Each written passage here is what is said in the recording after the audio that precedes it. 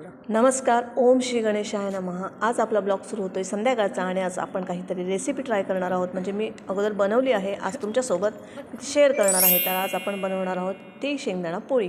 तर त्यासाठी मी भाजलेले शेंगदाणे, भाजलेले तीळ, गूळ, वेलची, जायफळ पूड हे सगळं मिश्रण एकत्र वाटून त्याचं सारण तयार केलेलं आहे। जरासं जाडसरच असावं, ते खूप बारीक करू नये। त्यानंतर पिठाची तयारी करून घेतली। पिठामध्ये 1 चमचा बेसन, 1 चमचा मैदा, 1 चमचा बारीक रवा आणि थोडंसं चवीप्रमाणे मीठ घालून असा गोळा तयार करून घेतला।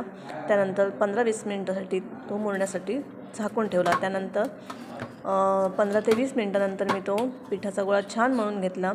त्याचे छोटे छोटे गोळे करायचे, जसे आपण पुरणपोळी जशी करतो त्याप्रमाणेच आपल्याला हा शेंगदाण्याची पोळी बनवायची आहे। तर त्यात सारण भरून घ्यायचं, जेवढं शक्य होईल तेवढं त्यात सारण भरून घ्यायचं, म्हणजे ते चारही बाजूला छान लागतं आणि पोळी आपली छान होते। तर अशा प्रकारे मी भरून घेतलं, थोडंसं पीठ लावून त्याला ती लाटून घेतली।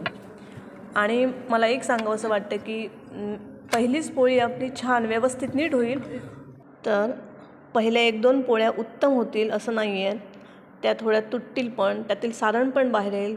पण तरीही कंटाळा करायचा नाही, 1-2दा होईल पण त्यानंतर त्या चांगल्याच होतील।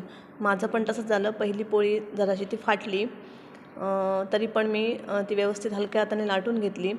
फाटली तरी ती आहे जरा जाडसर, जरी ती भाजून घेतली तरी ती छानच लागते। पण बाकीच्या माझ्या नंतर मस्त झाल्या।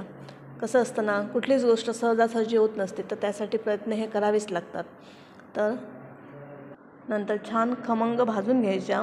जर आपल्याकडे तूप असेल तर तूप लावायचं, तेल असेल तर तेल लावायचं, जे काही आपल्या घरात असेल ते लावायचं। माझ्याकडे तूप होतं तर मी तूप लावलं।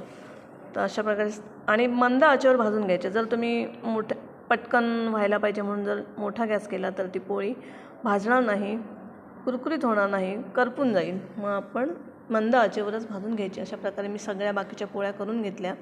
नंतर ते छान झाल्या पोळ्या, पहिल्या 1-2 तुटल्याच माझ्या त्या। तर तेवढ्या सारणामध्ये त्या एक माझ्या 10 ते 15 पोळ्या तयार झाल्या आणि एवढ्या छान दिसत होत्या।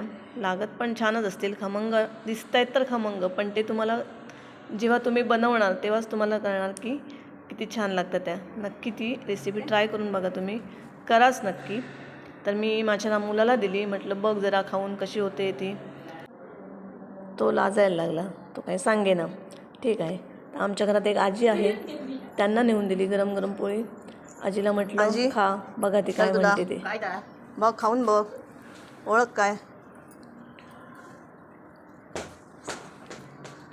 अगं खाऊन बघ। हां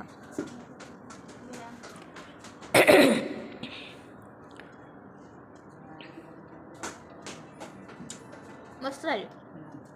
कशी झाली? मस्त, छान झाली, आवडली? दातांका लागता? गरम गरम आहे, गरम गरम दिले तुला। तर असं आजीने छान रिव्ह्यू दिला आपल्याला। तर असा हा होता आजचा आपला ब्लॉग। आवडल्यास लाईक करा, शेअर करा, सबस्क्राईब करा।